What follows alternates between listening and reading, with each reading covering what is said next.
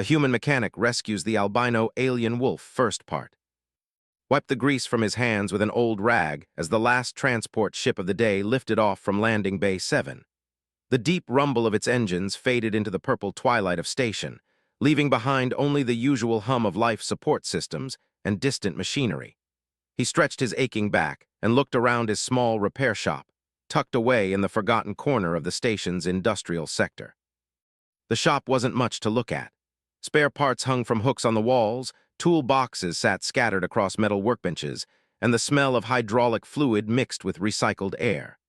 But it was his, and after 20 years of fixing everything from broken door seals to failed gravity generators, had earned his reputation as the guy who could make anything work again. He was about to close up for the night when he heard it. A soft scraping sound, like metal dragging against metal, coming from the cargo bay next to his shop. The bay had been empty for weeks, ever since the mining company that rented it went bankrupt and abandoned their equipment. Station security rarely bothered to check the unused areas, which made them popular with smugglers and other people who preferred to stay hidden. Grabbed a plasma torch from his workbench and stepped outside. The corridor was dimly lit, with only every third light panel working. Budget cuts, the station administrator always said, though everyone knew where the real money went. He followed the scraping sound to the cargo bay's side entrance, a heavy metal door that should have been locked. The door stood slightly open. Pushed it wider and stepped inside, the plasma torch casting dancing shadows across stacks of abandoned mining equipment. The bay was larger than his shop, with a high ceiling and loading arms that hadn't moved in months.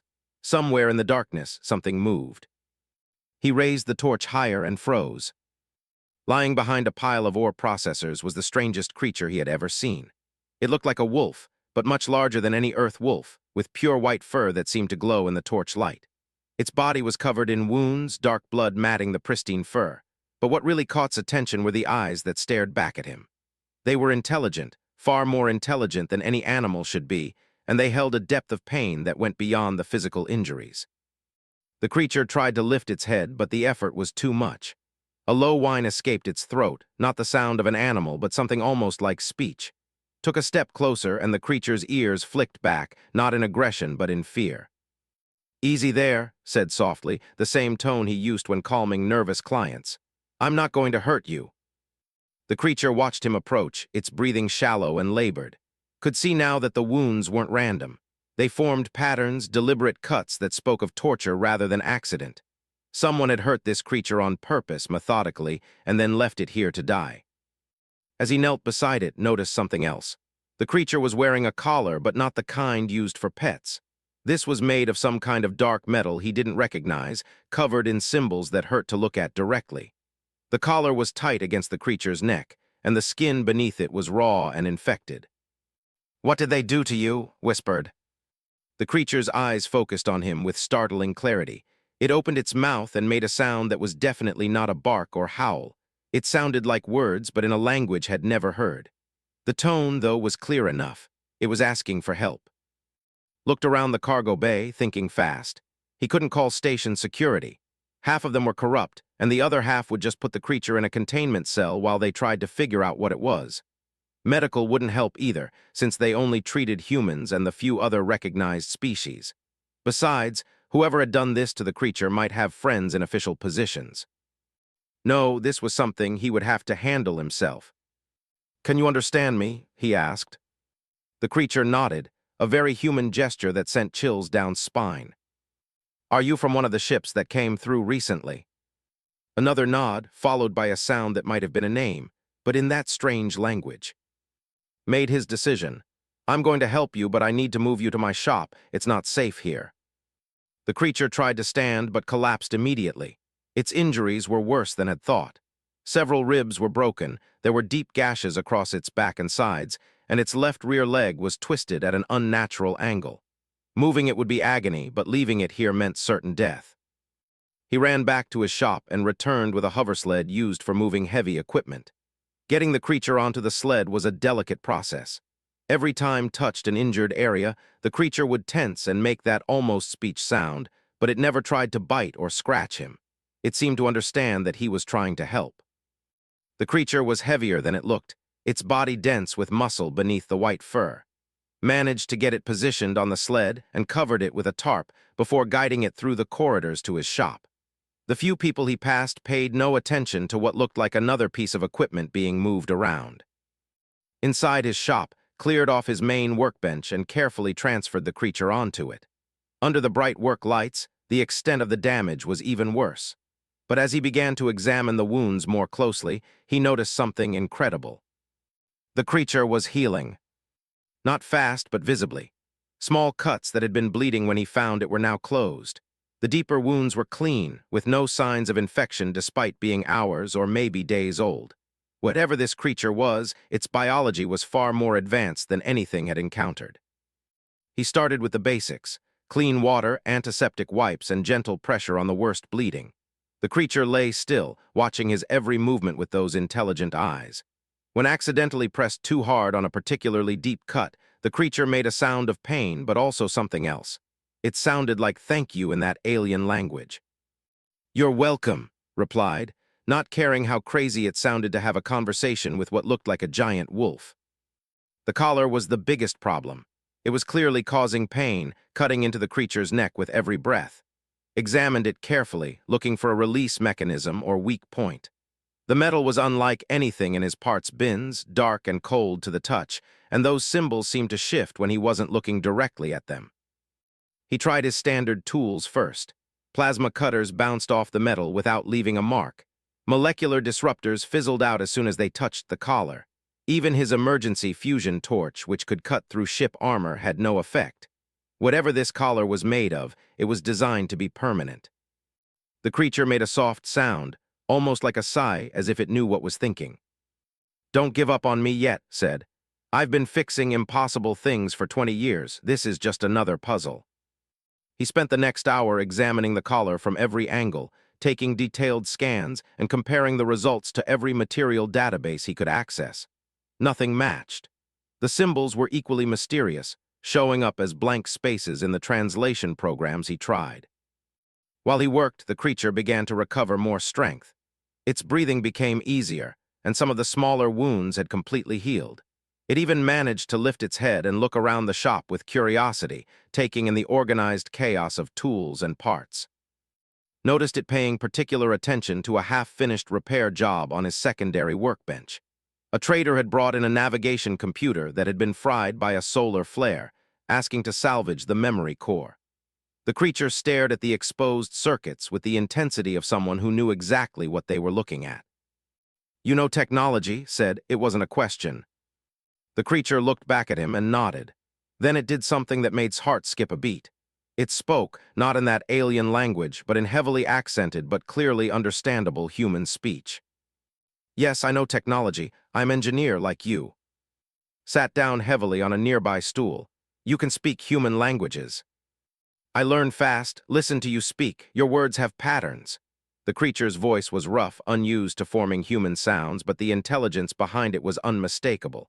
"My name is—" It made a sound like wind through crystal, then shook its head. "Your mouth cannot make my name. You may call me Snow." Snow repeated. And you're not just any alien, are you? You're a person, a sentient being." "Yes, my people, we are called. We build ships, explore stars, fix broken things. Like humans do, but longer time. We travel between stars when your people still lived in caves."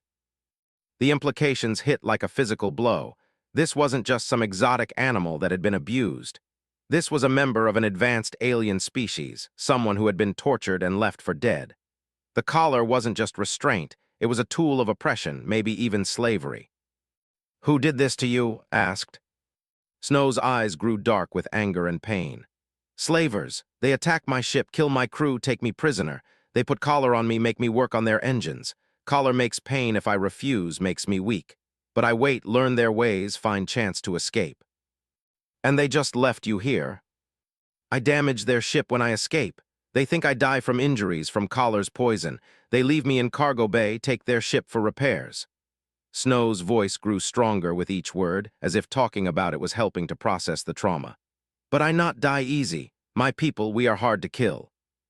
Looked at the collar with new understanding. It wasn't just made of exotic materials.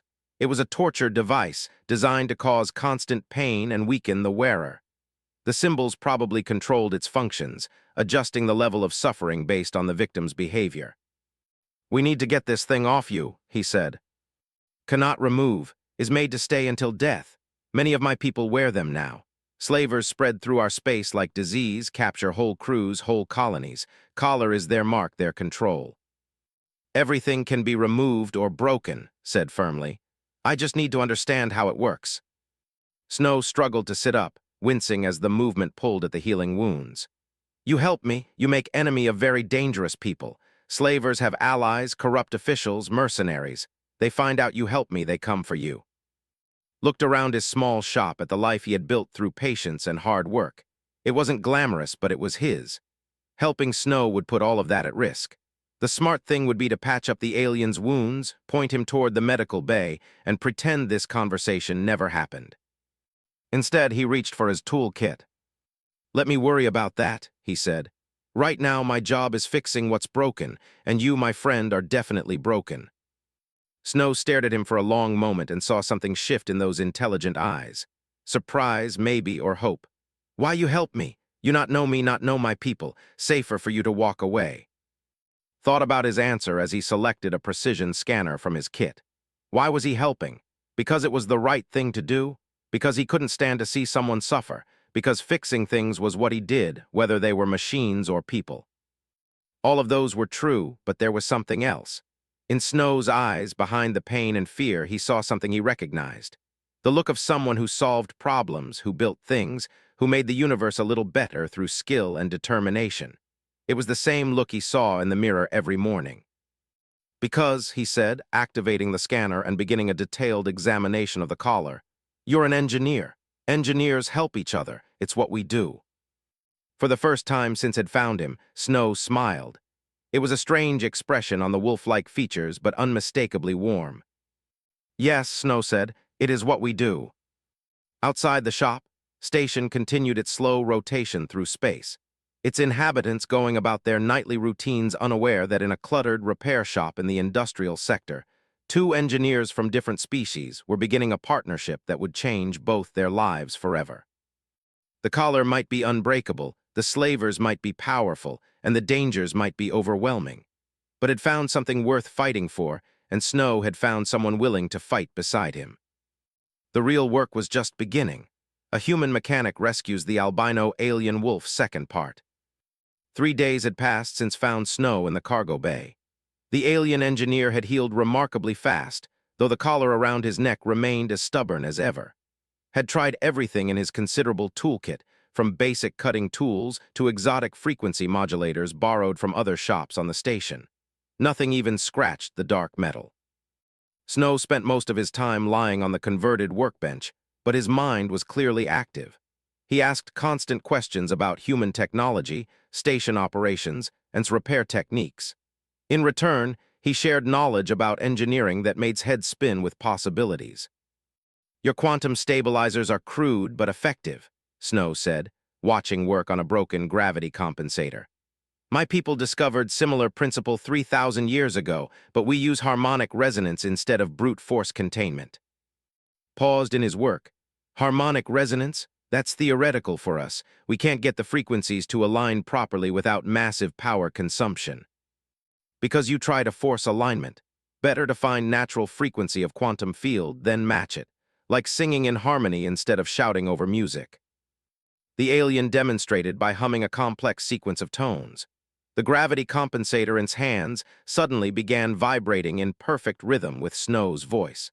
The broken components started moving toward each other, seeking their proper positions as if drawn by invisible magnets. "Impossible," breathed, watching the device repair itself. "Not impossible, just different approach." Snow stopped humming, and the device completed its self-repair with a soft chime. "Your species thinks in straight lines, force applied to overcome resistance. Sometimes better to think in curves, finding path of least resistance." Activated the gravity compensator. It worked perfectly, better than it had when it was new. "You could revolutionize our technology." "Perhaps, but first, revolution in my own situation." Snow touched the collar with one paw, wincing as the metal seemed to pulse with malevolent energy. "These devices, they spread through galaxy like infection, Hundreds of species now know their bite. Over the past 3 days, Snow had told more about the slavers who had captured him. They called themselves the Chain Lords, and they had been expanding their territory for decades. Their primary weapon wasn't superior firepower or advanced technology, but the collars themselves. Once enslaved, victims were forced to help capture others of their kind. It was a self-sustaining system of horror that grew stronger with each conquest. The worst part, Snow had explained, is that collar does not just cause pain, it changes mind slowly, makes slave more compliant, more willing to serve. After enough time, slave forgets they were ever free. Found that thought more terrifying than any physical torture. To lose your very sense of self, to become willing participant in your own enslavement, seemed like the ultimate violation. He was thinking about this when the shop's proximity alarm chimed. Someone was approaching the entrance. Quickly threw a tarp over Snow, who had learned to stay completely still when visitors arrived. The door slid open to reveal Captain, security chief for the station's merchant quarter. She was a tall, sharp-eyed woman with graying hair and the bearing of someone who had seen too much of the universe's darker corners. Had done repair work for her department before, fixing surveillance equipment and security barriers. "Evening," she said, stepping into the shop. "Mind if I ask you a few questions?" "Always happy to help station security," replied, though his heart was racing. "What can I do for you?" "We've had reports of unusual activity in the abandoned cargo bays. Sounds, lights, that sort of thing. Have you noticed anything strange in the past few days?" Kept his expression carefully neutral. "Define strange. Half the equipment down here makes weird noises when it's dying." Captain smiled, but her eyes remained watchful. "Fair point. What about new arrivals? Anyone asking unusual questions, looking for places to hide?" "You know how it is," said, gesturing around his cluttered shop.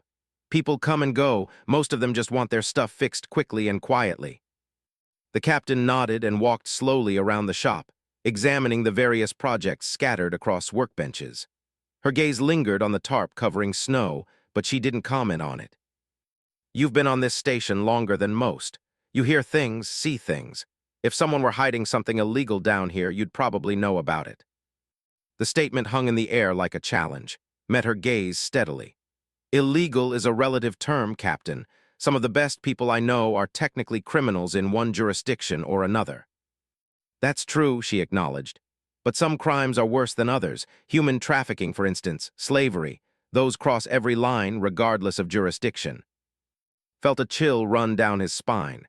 Did she know about Snow? Was this a fishing expedition, or did she have specific information? "I agree completely," he said. "Anyone involved in that kind of thing deserves whatever they get." Captain studied him for another moment, then seemed to reach a decision. "I'm going to share something with you that's not public knowledge yet. 3 days ago, a ship called the Dark Current docked at the station for emergency repairs. Officially, they reported engine trouble from a solar flare. Unofficially, they had damage consistent with sabotage." She paused, watching his reaction. "The ship's manifest listed them as mineral traders, but our scans detected traces of exotic materials in their cargo bay. Materials that aren't used for mining equipment." His mouth went dry. The timing matched perfectly with Snow's escape. "What kind of materials?" "The kind used to make restraint devices. High-tech restraint devices designed for non-human species." Her voice hardened. "The Dark Current left yesterday morning, but they'll be back. Ships like that always come back to finish their business." The shop fell silent except for the hum of life support systems. Realized that Captain was giving him information, not interrogating him. She suspected something, but she was trying to help rather than harm. "Captain," he said carefully, "hypothetically speaking, if someone on this station had information about these activities, what would be the best way to handle it?" "Hypothetically," she smiled grimly, "I'd say that person should be very careful about who they trust. The chain lords have agents everywhere, including in official positions. Someone trying to help their victims might find themselves facing more than just criminal charges." She moved toward the door, then paused. "Of course, if that same person happened to need backup at some point, my personal comm frequency is 7 Alpha 9 Delta. I'm often available for informal consultations about equipment security." After she left, stood frozen for several minutes, processing what had just happened. Finally, he pulled the tarp away from Snow, who had remained perfectly motionless throughout the entire conversation. "You heard all that?" asked. "Yes, she knows something, but she is not enemy. Her heartbeat, scent patterns, body language all indicate truth-telling." Snow sat up carefully, still favoring his injured side. "But she is correct about danger. Chain lords have many allies, many resources. Which means we need to move faster." Pulled up a detailed scan of the collar on his workstation display. "I've been thinking about what you said, about finding the path of least resistance instead of applying brute force." Snow's ears perked up with interest. "You have idea?" "Maybe look at these symbols," highlighted various parts of the scan. "I've been assuming they're some kind of alien writing, but what if they're not text at all? What if they're circuit patterns encoded in a visual format?" Snow moved closer to the display, his eyes scanning the highlighted areas with growing excitement. "Yes, is not writing is programming language. Symbols represent quantum states, energy flows, command structures." "Exactly, and if they're circuits, that means there's a logic to them. Inputs, outputs, conditional statements. Every program has vulnerabilities, especially if you understand the programming language." Pulled up another display showing the collar's energy patterns. "Watch what happens when you move or speak. The collar responds to specific triggers, adjusting its output accordingly.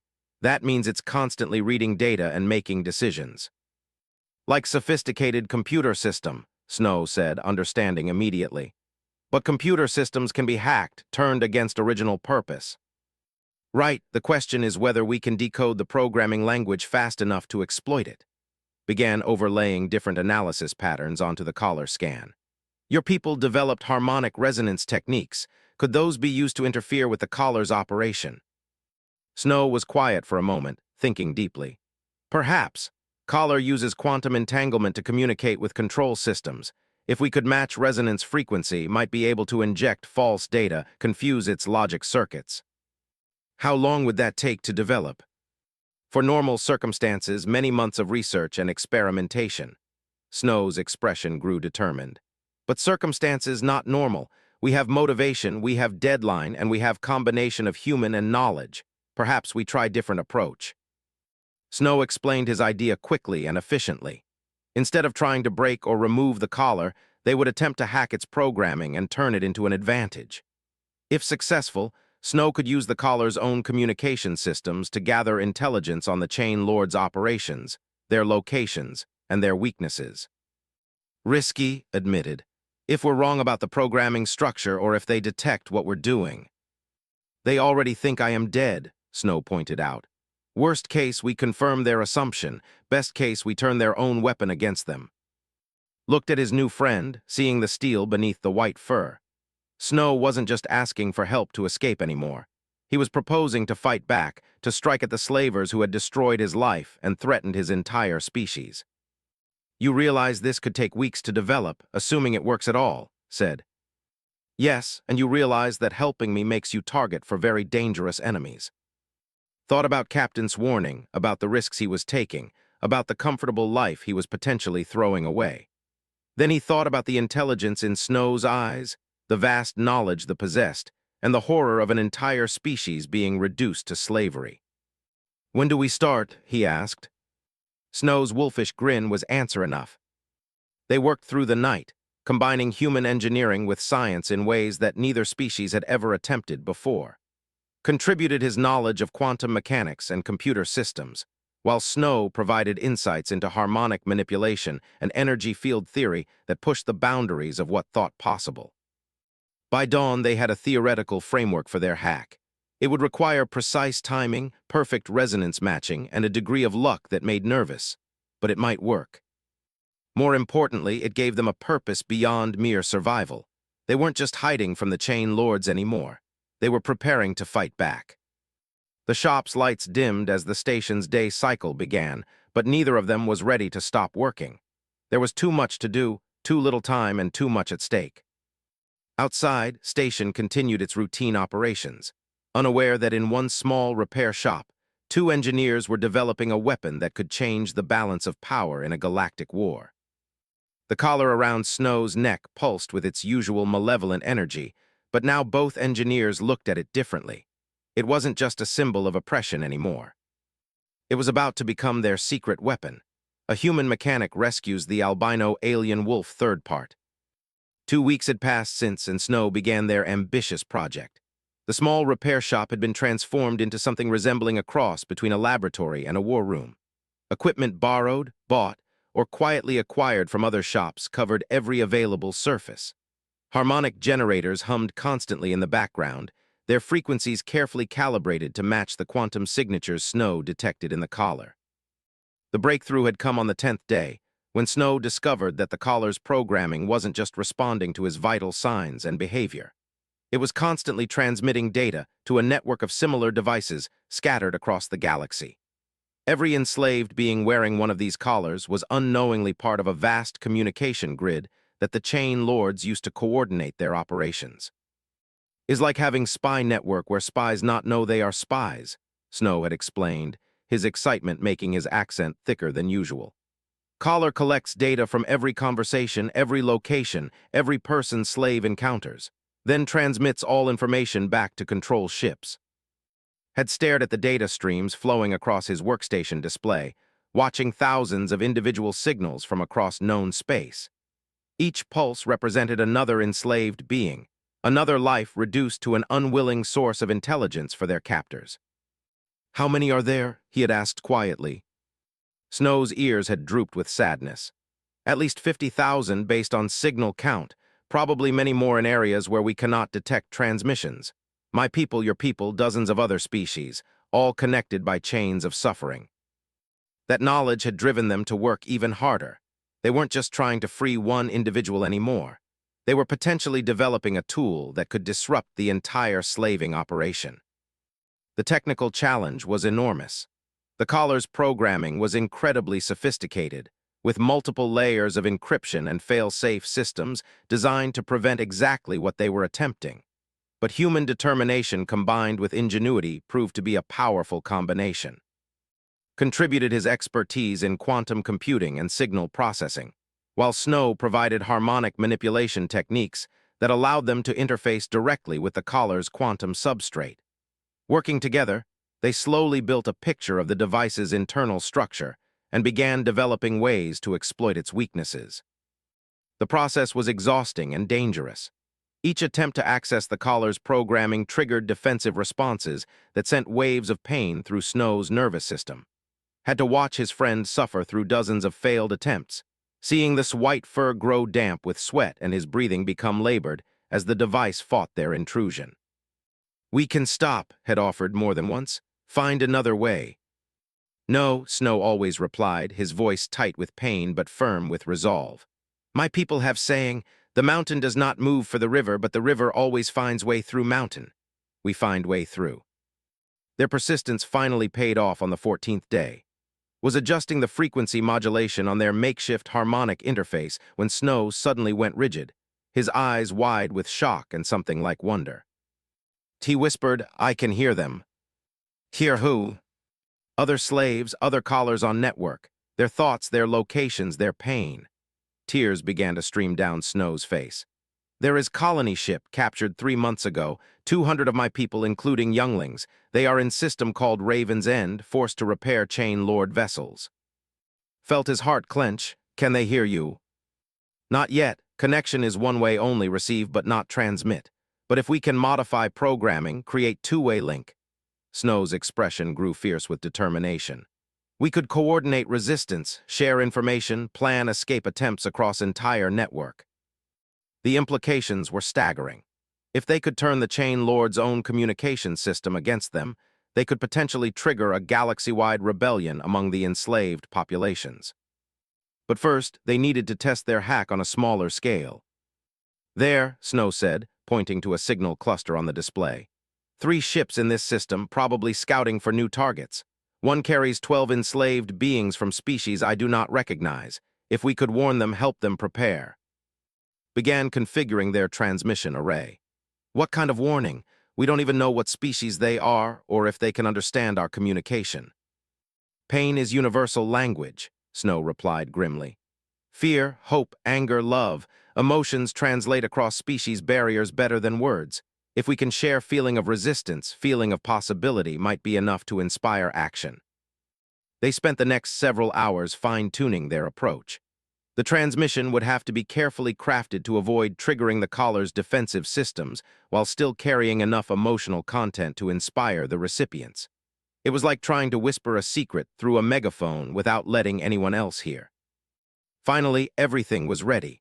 Snow lay on the modified workbench, surrounded by harmonic generators and quantum field manipulators. Monitored the system from his control station, ready to cut the connection instantly if anything went wrong. "Beginning transmission," Snow announced, then closed his eyes and began the most difficult mental exercise of his life. Watched the displays as carefully modulated signals flowed from their equipment into the collar's communication network. The device around Snow's neck glowed with unusual patterns of light, its symbols shifting and changing as it processed the unexpected data stream. For several long minutes, nothing seemed to happen. Then, one by one, the signals from the distant slave ship began to change. Their patterns became more erratic, more complex, as if the beings wearing the collars were experiencing something new and unexpected. "It's working," breathed. "They're responding." Snow's eyes snapped open, wide with amazement. "I can feel them, 12 minds reaching back across space. They not understand words, but they understand feeling. They understand that someone else fights, someone else resists." The transmission continued for another hour, with Snow carefully sharing emotions and images of hope, resistance, and the possibility of freedom. In return, he received flashes of the aliens' experiences, their pain, their fear, and gradually, their growing determination to fight back. When they finally ended the transmission, both engineers were exhausted but exhilarated. They had proved that their approach could work on a larger scale. "How long before they can act?" asked. "Unknown, they are weak, closely watched, but now they know they are not alone. Sometimes that is enough to change everything." Snow stretched carefully, working out the stiffness from hours of mental concentration. "But we must be careful. If chain lords detect unusual activity among slaves, they will investigate." As if summoned by his words, the shop's proximity alarm chimed. Quickly checked the external cameras and felt his blood turn cold. 3 figures in the dark uniforms of off-world security were approaching his shop.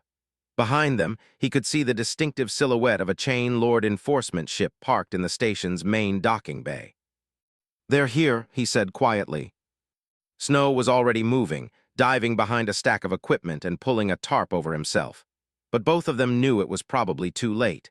If the chain lords had detected their transmission, they would be prepared for resistance. Activated several hidden security protocols he had installed over the years, systems designed to protect sensitive client information from corporate spies and government inspectors. Force fields snapped into place around his most important equipment, and several false walls slid closed to hide their more exotic modifications. The shop door exploded inward in a shower of sparks and twisted metal. The 3 figures who entered weren't human, though they wore human-style uniforms. They were tall, thin creatures with gray skin and far too many joints in their limbs. Their faces were hidden behind featureless masks, but could feel their attention scanning the room like cold fingers across his soul. "Human engineer," one of them said, its voice artificially modulated and emotionless. "You will answer questions regarding stolen property." "I don't know what you're talking about," replied, trying to keep his voice steady. "This is a legitimate repair shop. I have all the proper licenses and documentation." "Stolen property is organic in nature. Species, male, white fur coloration. Property escaped from legal salvage operation 14 days, 18 hours, 37 minutes ago." Felt anger rising in his chest. They were talking about Snow like he was a piece of equipment, a thing to be recovered rather than a person to be rescued. "I haven't seen any aliens matching that description," he said. "But if I had, I'd be curious about this legal salvage operation you mentioned. Last I checked, slavery was illegal in most civilized jurisdictions." The lead creature stepped closer and caught a glimpse of small red lights where its eyes should be. "Legal status determined by treaty agreements between Chain Lord Consortium and local authorities. Station administrator has signed appropriate documentation." That explained how the enforcement ship had been allowed to dock without challenge.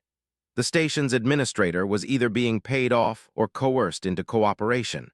Either way, couldn't expect help from official sources. Property was tracked to this location using quantum signature analysis, the creature continued. Surrender stolen goods immediately or face consequences for interference with legal commercial operations. Was about to reply when he heard a sound that made his heart sink. Snow was humming, barely audibly, the same harmonic sequence he used to interface with quantum systems, that was preparing to do something desperate. "I told you I don't have any," began, but his words were cut off by a pulse of energy that filled the shop with dancing lights. Every piece of electronic equipment in the room suddenly began operating simultaneously. Diagnostic displays flickered to life, power tools hummed and sparked, and the harmonic generators that had been hidden behind false walls began singing in perfect unison. The three creatures stumbled backward, their artificial voices dissolving into static as their communication systems were overwhelmed by competing frequencies. One of them raised what looked like a weapon, but it sparked and went dead as soon as he activated it. Snow emerged from his hiding place, the collar around his neck blazing with light as he channeled energy through its own systems. "Get to communication array. Contact Captain. Tell her chain lords have corrupted station authority." Dove for his communication console as the three creatures began to recover from their electronic disruption. One of them was speaking rapidly into a backup communicator, probably calling for reinforcements from their ship. "Captain, this is," he transmitted on the frequency she had given him. "I need immediate assistance. Armed intruders in my shop claiming authority from administrator." "On my way," came the immediate reply. "Hold them off for 5 minutes." 5 minutes. Looked around his shop, now a battlefield filled with sparking equipment and hostile aliens. Snow was maintaining his harmonic disruption, but the effort was clearly draining him. The collar was fighting his control, sending visible waves of pain through his body. The lead creature had found a weapon that still functioned, some kind of energy projector that didn't rely on standard electronics. It raised the device toward Snow, whose concentration was focused entirely on maintaining the disruption field. Didn't think. He grabbed the nearest heavy tool, a molecular alignment hammer designed for working with exotic metals, and hurled it with all his strength at the creature's weapon. The hammer struck true, sending the energy projector spinning across the room. The creature turned toward with what he could only describe as mechanical fury. "You have made error, human engineer," it said, pulling out another weapon. "Property damage is acceptable. Human casualties are acceptable. Resistance is not acceptable." The next few minutes were a chaotic blur of violence and desperation. Used his intimate knowledge of the shop's layout to stay ahead of his pursuers, while Snow continued to disrupt their equipment with increasingly sophisticated harmonic attacks. Tools and spare parts became improvised weapons as the fight ranged across the cluttered space. Was backed into a corner, facing down two of the creatures with their functioning weapons, when the shop's emergency blast doors suddenly opened. Captain and 6 of her security officers poured into the room, weapons drawn and ready. "Station security, stand down and identify yourselves." The lead creature turned toward the newcomers. "We are authorized enforcement agents conducting legal recovery operation. You will not interfere." "Your authorization came from a compromised source," replied coldly. "Administrator is currently under arrest for accepting bribes from known criminal organizations. Your legal standing on this station is void." What followed was less a gunfight than an execution. The creature's weapons were powerful but limited in number, whilst team had prepared specifically for this encounter. Within moments, all 3 intruders were down, their advanced technology no match for good old-fashioned tactics and superior numbers. Snow collapsed as soon as the fighting ended, the strain of maintaining his harmonic disruption finally overwhelming him. Rushed to his side, checking for injuries beyond the obvious exhaustion. "Is he going to be okay?" asked, kneeling beside them. "I think so," replied. "But that collar is killing him slowly. Every time he uses his abilities, it punishes him for it." Studied the device around Snow's neck with professional interest. "We've been tracking the chain lords for months, trying to build a case against them. This is the first time we've had access to one of their control devices." "Captain," Snow said weakly, "there is something you must know. Device is not just for control, is communication system connecting all slaves across galaxy. If your people could study it, learn to intercept signals." You could track their entire operation, finished, understanding immediately. Every ship, every base, every captured population. Looked between his friend and the security chief, seeing the same determination in both their eyes. What are you proposing? Partnership, said simply. My department has resources, authority, and connections with other law enforcement agencies. You two have knowledge and direct access to their technology. Together, we might be able to do more than just survive their attention. You mean fight back, Snow said, struggling to sit up. Turn hunters into hunted. Exactly, but it would be dangerous, and it would require you to keep wearing that collar until we can figure out how to safely remove it. Are you willing to take that risk? Snow looked at, who nodded without hesitation. They had come too far to stop now. My people have another saying, Snow said with a tired but determined smile. When pack hunts together, even mountain cat learns fear. Captain grinned. I like that philosophy. Welcome to the pack. Outside the damaged shop, the Chain Lord enforcement ship was already being surrounded by station security vessels. The immediate danger was over, but knew this was just the beginning of a much larger conflict. The collar around Snow's neck pulsed with its usual malevolent energy, but now it served a different purpose. It was no longer just a symbol of oppression. It was their window into the enemy's operations, their weapon against the darkness. The rescue had become a rebellion, and had the feeling that the Chain Lords were about to learn why humans had earned their reputation as the galaxy's most persistent problem solvers.